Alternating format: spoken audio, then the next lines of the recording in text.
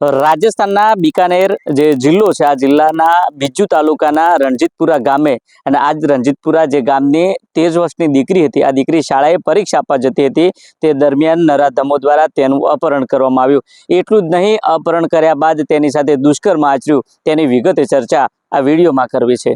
વૈષ્ણવજન તો તેને કહીએ જે પીડ પરાઈ જાનાને રે। નમસ્કાર, હું છું દિનેશ ઠાકોર। નવજીવન ન્યૂઝમાં આપનું હાર્દિક સ્વાગત છે।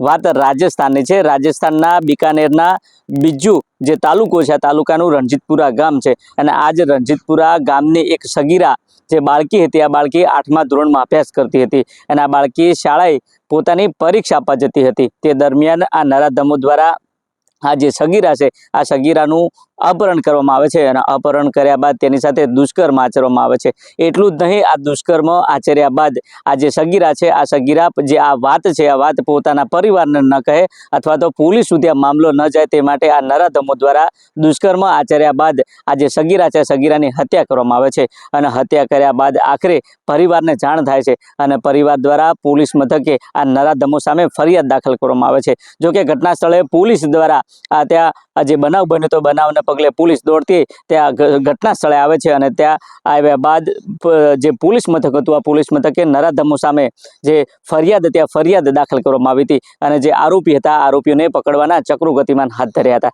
ત્યારે આ જે ઘટના છે આ ઘટના ન્યાય સમાજની હતી। એટલે જે બનાસકાંઠા અને બનાસકાંઠાની બાજુમાં જે વાવથરા જિલ્લો છે અને આ જ વાવથરા જિલ્લામાં જે નાય સમાજ જે વસવાટ કરે છે આ નાય સમાજમાં આક્રોશ જોવા મળ્યો હતો અને આ જ આક્રોશને લઈને નાય સમાજના આગેવાનો દ્વારા આજે વાવથરા જિલ્લા કલેક્ટરને લેખિતમાં રજૂઆત કરવામાં આવી હતી અને આક્રોશ વ્યક્ત કરતાની સાથે કહેવામાં આવ્યું હતું કે આવા જે નરાધમો છે આવા નરાધમોને ફાંસીની સજાની માંગ કરવામાં આવી હતી। ત્યારે બીજી બાજુ જે નાય સમાજના આગેવાન છે આગેવાને કલેક્ટર સામે માંગ કરતા કહ્યું કે આ સરકાર જે છે તે આ સરકારમાં ક્યાંક ને ક્યાંક આ જે મહિલાઓ છે જે દીકરીઓ છે દીકરીઓને પ્રાધાન્ય શિક્ષણ તરફ આપવામાં આવે છે। બીજી બાજુ મહિલાઓ બચાવો બેટી વઢાઓની વાતો કરવામાં આવે છે પરંતુ હાલમાં જે રીતના આ ઘટનાઓ સામે આવી છે ત્યારે અમને આ ઘટનાઓને લઈને અમને એવું લાગે છે કે અમારા જે દીકરા દીકરીઓ છે તેમને બહાર મૂકતા અમને ડર લાગે છે કારણ કે આ જે નરાધમો છે આ નરાધમો બેફામ બન્યા છે। જો કે આ તમામ બાબત છે આ તમામ બાબતને લઈને નાય સમાજના આગેવાન આંબાભાઈ નાય શું કહી રહ્યા છે તે પણ તમે સાંભળો।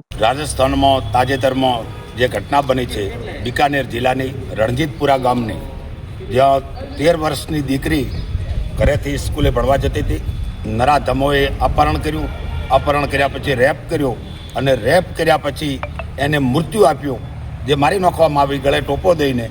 ભજનલાલની ફ્લોપ સરકાર આવા તાયફાઓમાં વ્યસ્ત છે અને નરાધમો અત્યારે બેફામ બનીને આવા કૃત્યો કરી રહ્યા છે। એ બાબતે અત્યારે અમે આવેદનપત્ર આપ્યું છે। અમારી નાય સમાજની માગણી છે કે આ દીકરીને ન્યાય મળે, એના પરિવારને ન્યાય મળે અને દોષિતોને જલ્દીમાં જલ્દી ફાંસીની સજા આપવામાં આવે એવી અમારી નાય સમાજની માગણી છે।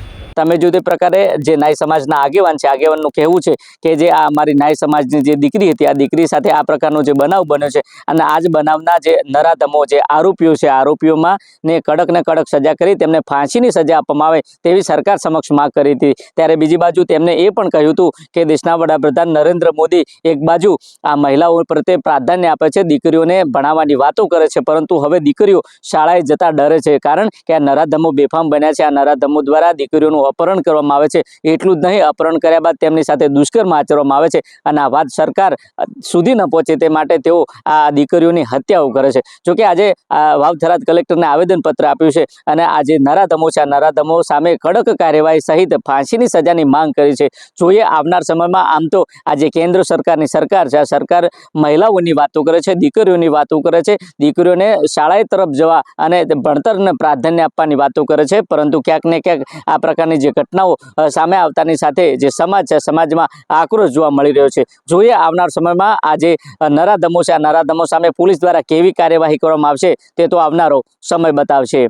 દિનેશ ઠાકોર, નવજીવન ન્યૂઝ, વાવથરા।